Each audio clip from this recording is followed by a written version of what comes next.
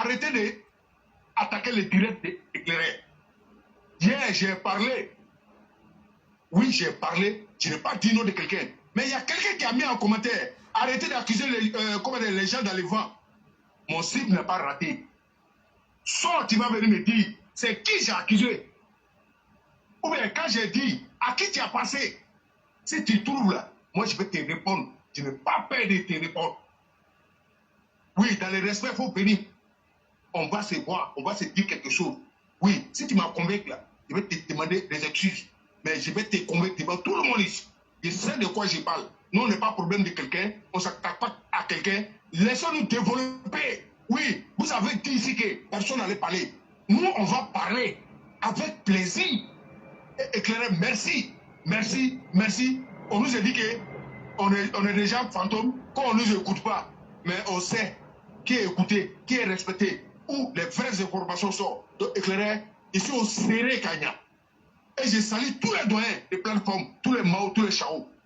On est ensemble, éclairé, pour ne pas trop tarder, je peux m'arrêter là. Dire merci à la présidente de la République, dire merci à madame Dominique Ouattara, chère mère. On ne parle pas trop de vous, hein, mais tellement on est au fond de vous, on veut tchaï ici. Donc merci, merci à tout le gouvernement, éclairé ici à l'écoute, si vous avez quelque chose à ajouter. Vraiment, M. Berthe, merci beaucoup. Une fois que vous parlez, tout est déjà dit, hein, et c'est toujours un plaisir de vous avoir ici, parce qu'aujourd'hui, vous apportez tellement à travers votre présence et vos propos qu'on ne peut même pas vous dire merci, parce que ça serait comme si on ne disait rien. Mais Dieu seul sait, et Dieu est témoin sur toute chose. Tout ce que vous avez dit, c'est tellement bien dit, que nous, on va continuer à informer et à ouvrir les cerveaux de nos parents. Chers parents, le monde dans lequel nous sommes aujourd'hui, c'est un monde dangereux. C'est un monde où les uns cherchent à manipuler les autres pour atteindre leurs objectifs. Surtout encore que Internet est venu s'ajouter dessus, c'est devenu encore plus compliqué. Pour une situation qui n'a jamais existé, on peut la fabriquer comme les soroïstes le font. Ah, Alassane a envoyé Ténébrement pour aller rencontrer les Maliens au Togo. Ah, les mercenaires là, ce sont des mercenaires. Ah, les Ivoiriens disent qu'ils ne les reconnaissent pas. Oui, ça fait partie du monde. Parce qu'il y a certains qui ont fait de leur vie, ils font le commerce du mensonge et de la tromperie. C'est ceux-là que Dieu a appelé dans le Coran le malin. Ceux qui se sont mis au service du malin. C'est ceux-là qui procèdent par la manipulation. Mais, avant Internet, et avant même que les sources de médias ou d'informations ne soient comme c'est aujourd'hui, il était très difficile de manipuler les gens parce que l'information circulait soit sur les télévisions nationales ou bien dans des grands journaux ou bien même les gens s'informaient par personnes interposées.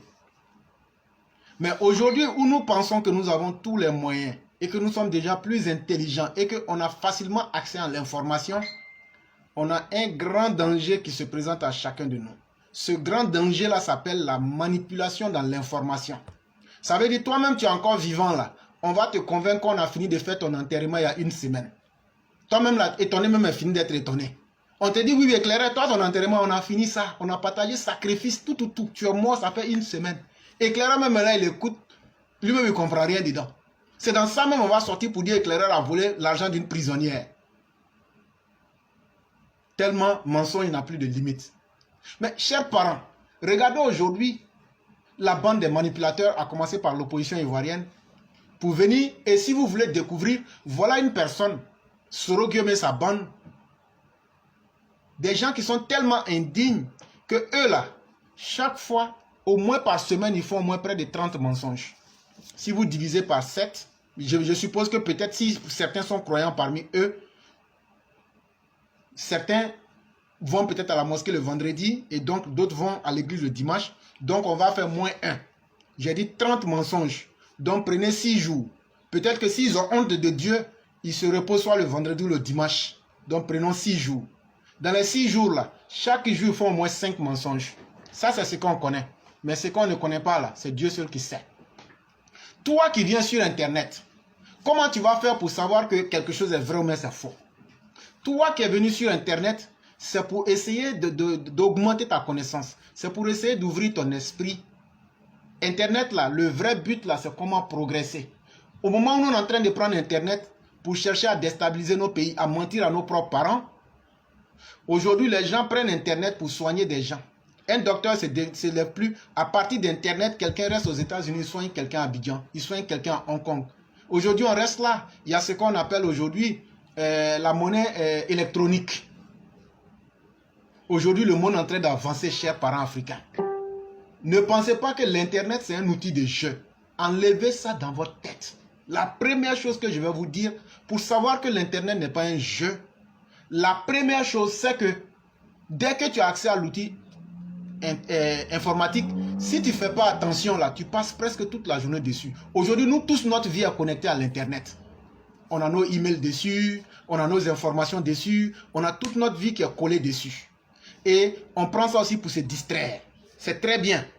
Mais le plus grand danger, si tu ne fais pas attention là, tu vas passer plus de la moitié de ta vie sur Internet sans t'en rendre compte. Toi, c'est toi qui es là, tu viens sur Internet, tu regardes les vidéos bizarres. À force de regarder les vidéos bizarres, tu deviens une personne bizarre dans la vraie vie. Sans t'en rendre compte. Parce que ce que vous oubliez, le Christ nous l'a très bien dit. Lorsque les pharisiens sont venus au temple pour lui poser une question stupide sur la femme qui avait marié 3 ou 4 frères, et ils lui ont demandé, mais le jour de la résurrection, cette dame-là, qui sera son mari? Et le Christ a bien répondu. Il a dit, une fois mort, une fois avoir quitté cette vie physique-là, il n'y a plus de femme, il n'y a plus de garçon. Ça veut dire, si Madame Blanc meurt là, elle n'est plus garçon, elle n'est plus femme. Si Éclaireur meurt là, il n'est plus garçon, il n'est plus femme. C'est l'esprit maintenant, il est dans le domaine spirituel. Donc là-bas, là, on n'a pas besoin de se comporter comme vous êtes dans la chair. Très belle réponse. Mais ça veut dire quoi? Ça veut dire ce qui est à l'intérieur de nous là. C'est ce qui est plus fort que ce que nous voyons. Toi, tu penses que tu contrôles l'Internet. Tu es toujours dessus en train de regarder, vous m'excusez du thème, les conneries. Mais à la fin là, ça t'a marqué psychologiquement, ça va te marquer intellectuellement, ça va te marquer spirituellement. Et toi-même là, tu vas finir par devenir un connerie dans la vie sans t'en rendre compte. Tu vas finir par devenir un insulteur public. Tu vas finir par devenir... C'est toi qui es là, qui se va regarder les émissions où on parle de caviar et de poitipota.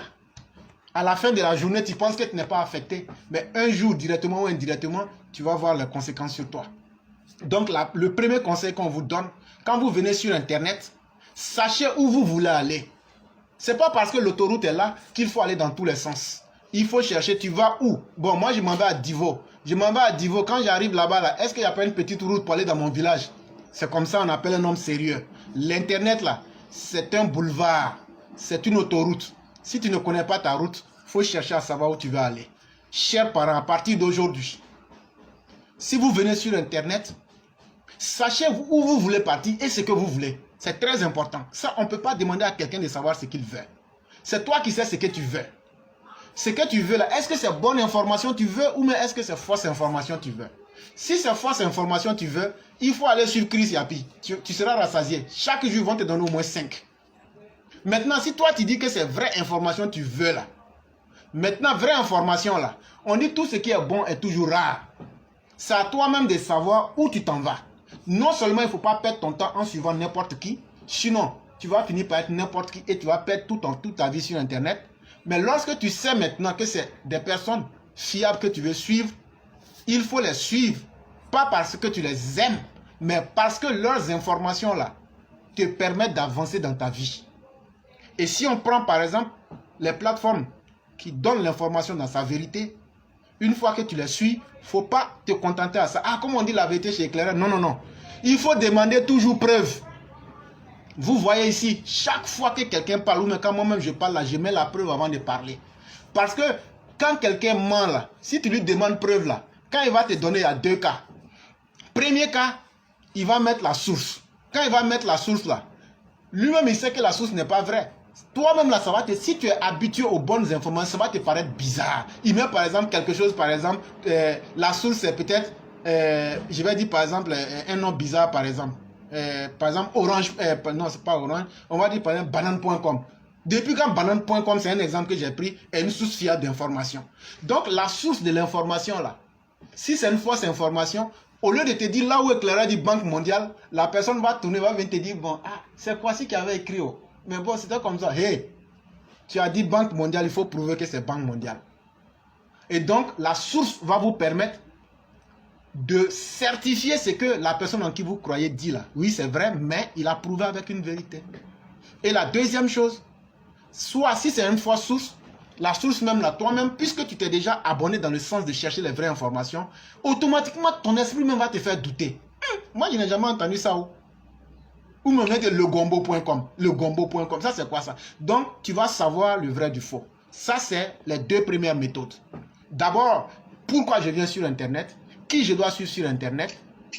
La troisième stratégie pour démontrer ou même pour chercher une fausse et une bonne information, il faut observer les détails. En général, les fake news là, le titre qu'ils vous donnent, vous allez voir que soit l'information est déficitaire, ou bien même l'information est exagérée, et vous allez voir que ça va vous-même vous faire, c'est tellement accrocheur que ça va vous permettre d'hésiter un peu. Mais ce qui est intéressant, quand vous allez regarder la source, comme je l'ai toujours dit, la source va vous permettre encore de douter davantage pour vous dire, bon, comme c'est comme ça, est-ce que Éclaireur peut cacher une vraie information? Quand on a attrapé ceux qui ont fait détournement en Côte d'Ivoire, là, est-ce qu'Alassane Ouattara peut cacher ça? Est-ce qu'Éclaireur peut cacher? Quand une vraie information sort là, toutes les sources d'informations auxquelles tu as confiance là, il y a au moins 1, 2 ou même 3 qui vont parler de la même information. Et donc, ça va te permettre de connaître des détails pour savoir que oui, non seulement je crois en ces sources-là, mais au-delà d'une 3 personnes ont parlé, 3 différentes sources ont parlé, tu peux déjà commencer à faire confiance. Mais un fake news là, vous allez voir un fake news là, la source là, vous allez voir que c'est une seule source. Un fake news, une fausse information là, on va dire, ah, c'est le gombo.com. Tu vas chercher pour vérifier avec d'autres, tu ne trouves pas. Ça va te permettre de comprendre que c'est une fausse information. Comme par exemple Chris Yapi. Et donc, une fois que vous avez ça, si l'information, si vous n'êtes pas encore convaincu, vous pouvez privilégier les sources d'informations officielles qui sont reconnues. Ah, on dit maison tombe. Bruno dit que non, que maison tombe pas. Donc, on va aller regarder les faits et dans les sources officielles. Si maison est tombée là, même si eux-mêmes veulent changer là, la réalité va s'imposer à eux. Ils seront obligés de reconnaître. Et il y a les revues scientifiques, il y a les ONG, et il y a beaucoup d'autres sources indépendantes. Et généralement, il y a les points .gouv.fr, il y a les points .org, pour connaître les sites même, vraiment, avec un critère reconnu. Vous allez toujours voir .gouv, .fr, .org, ou bien même ASSO, ou bien .fr, ou bien .com dans certains cas. Tout ça, c'est important pour pouvoir vous signaler.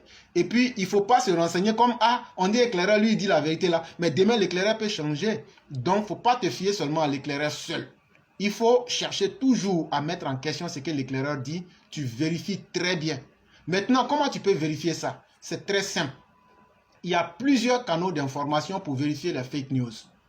Quand on dit une information là, vérifiez l'AFP, vérifiez l'AIP.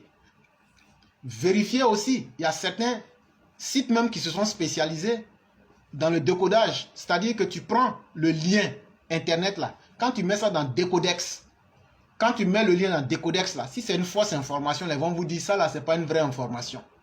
Vous pouvez mettre ça dans Hoax Baxter, eux aussi ils peuvent vous montrer ça aussi. Voilà autant de méthodes qui peuvent vous libérer. Parce qu'une fois que vous faites ça là, plus personne ne peut augmenter votre hypertension. Parce que toi tu es là, tu es serein. Quand Chris Yapi vient mentir, tu dis tranquille, bon prénom. Maintenant, nous autres qui en avons l'habitude, quand ça sort directement, nous on sait comment faire aussi. Par exemple, il faut vérifier beaucoup les choses. Ah, on dit les Ivoiriens ont attaqué, on a attrapé des mercenaires. Qu'est-ce que Éclaireur a fait? Éclaireur a pris le document qui est sorti et il a fait agrandir le document. Et d'abord, la première chose qui frappe, c'est qu'ils ont voulu rendre le document flou. Mais ils ne savent pas qu'on peut corriger les documents. Même sans payer d'appareil, on peut prendre Google simplement pour améliorer une image pour bien voir. Et quand j'ai amélioré les choses, je regarde, je vois la date et je regarde la nationalité. Je dis, bon, ça c'est une fausse histoire. Parce que normalement, il devrait être écrit nationalité ivoirienne. Un Malien peut résider en Côte d'Ivoire, tout comme Éclaireur aux États-Unis. Si Éclaireur n'a jamais eu accès à la nationalité ivoirienne, c'est que Éclaireur n'est pas... Pardon, l'éclaireur peut vivre en Amérique. Si Éclaireur n'a jamais pris le temps d'avoir accès à la nationalité américaine, éclaireur demeure un Ivoirien qui vit aux États-Unis, même s'il dit il y a 1000 ans. Et donc, comme on le dit, durer dans l'eau ne te transforme pas forcément en caïman. Les Maliens, les Burkinabés et comme les Ivoiriens peuvent circuler dans la CEDEAO librement. Mais ça ne fait pas d'eux les habitants de ces pays-là. Quand tu viens, il y a des lois qu'il faut respecter. Et quand vous prenez une attestation d'identité et que c'est écrit sur l'attestation d'identité que vous êtes malien, même si ce document-là est fait en Côte d'Ivoire, ça ne veut pas dire que vous êtes ivoirien. Ça aussi, il faut que les gens le comprennent bien. Parce qu'ils font tout ça pour être dans la manipulation. Pour dire non, ce sont des Ivoiriens qui ont quitté la Côte d'Ivoire et qui sont allés attaquer. Mais sur le papier là, la nationalité est marquée malienne. Si ce que je dis est faux, faites sortir les documents, mettez-là. Ou même ceux qui ont vu, allez remarquer ce que j'ai dit. Et donc c'est très important. Et en plus de cela, c'est très important d'aller à l'école. Parce que quand tu vas à l'école, il y a une date de validité sur les documents. Aux États-Unis, si on appelle ça OMB number, on appelle ça la date de validité dans les pays en Afrique là-bas. Mais on ne peut pas produire un document. Sinon, moi-même, j'allais demander à Ouattara de faire ma carte d'identité éternelle. Et puis même là, Sikioni me doit 500 francs parce qu'il a bloqué ma carte d'identité pendant une année. Donc ça, c'était pour plaisanter. Mais tout juste pour dire que même une carte d'identité a une date de validité. Ton ancienne carte d'identité, Gbagbo, Orange que tu as là, on dit c'est périmé. Est-ce que tu peux aller faire quelque chose avec ça dans la banque? Est-ce que tu peux présenter ça aujourd'hui à un policier? Est-ce que tu peux prendre ça pour aller faire une transaction? Est-ce que tu peux prendre ça aujourd'hui pour aller faire un papier? Est-ce que tu peux prendre pour aller retirer de l'argent et recevoir de l'argent? Non. Ça, c'est 10 ans. Mais regarde une attestation d'identité. Quand on fait en Côte d'Ivoire, c'est 6 mois. L'attestation qui a été faite en 2019 et 2020. Ça veut dire depuis 2020, là, c'est périmé.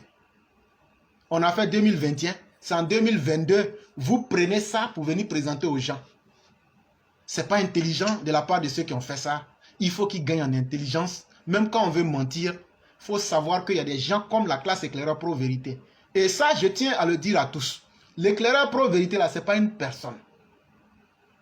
Et je le dis toujours, mais les gens s'amusent avec. L'éclaireur pro-vérité, c'est ce que l'aîné vient de dire. Même si vous arrivez à le tuer, là, il y a des gens qui vont continuer. Parce qu'on a déjà créé une dynamique. Et le plus grand malheur pour vous, c'est qu'on a pu se réunir. On a pu se réunir. Et donc, ça fait que l'esprit est déjà là. Et on ne peut pas combattre un esprit avec la chair. Et donc, vous ne pouvez pas casser cette dynamique-là. Même si cette voix que vous entendez là, c'est cette voix-là qui a dit, bon, je vais prendre le temps pour expliquer ce que vous me dites. C'est ce que ça veut dire. Et donc, ne regardez pas la personne physique. Il y a des dizaines de centaines de personnes derrière qui sont plus intellectuelles que moi, qui sont plus aguerries dans les différents secteurs que moi. Et donc, quand sur la plateforme Éclaireur Pro-Vérité, quand je ne connais pas quelque chose, je dis je ne connais pas. Mais après, là, quand je m'en vais vérifier, là, j'appelle les spécialistes dans leur domaine. Si c'est un domaine médical, j'appelle notre père Ouattara des États-Unis. Si c'est un domaine qui est lié aux industries, je sais qui appeler. Si c'est un domaine qui est lié au business, je sais qui appeler. Si c'est un domaine qui est lié à n'importe quel secteur, je dis bien n'importe quel secteur, que ce soit en Côte d'Ivoire ou partout dans le monde, nous avons des spécialistes que nous contactons et qui nous disent voilà ce qui est possible. Et donc, vous ne pouvez pas casser cette dynamique-là. C'est très important. Et donc, M. Berthet, vous savez, dans le monde, il faut que chacun fasse son travail. Si le Satan n'existait pas, le bien n'aurait pas de valeur. Il faut que ces personnes de moins de valeur existent pour que les gens se rendent compte combien de fois le travail que nous faisons est important. Parce que nous, lorsque nous finissons une émission ici, comme je l'ai dit, si tu suis l'émission, quel que soit là où tu es, il y a quelqu'un qui va dire quelque chose qui va permettre d'augmenter ta connaissance ou bien de remettre ta connaissance en cause ou bien même d'aiguiser en toi le désir de vouloir apprendre plus. C'est ça l'objectif de cette plateforme-là. Nous ne venons pas pour nous comparer à qui que ce soit. Nous ne venons pas pour convaincre ceux qui n'ont pas envie d'être convaincus, mais nous venons simplement pour exposer notre part de vérité. Vous pouvez l'accepter comme ne pas l'accepter et vouloir nous bloquer, je le redis toujours, c'est gratuit de relancer. On relancera 1000 fois. Monsieur Berthet, c'est ce que j'allais ajouter.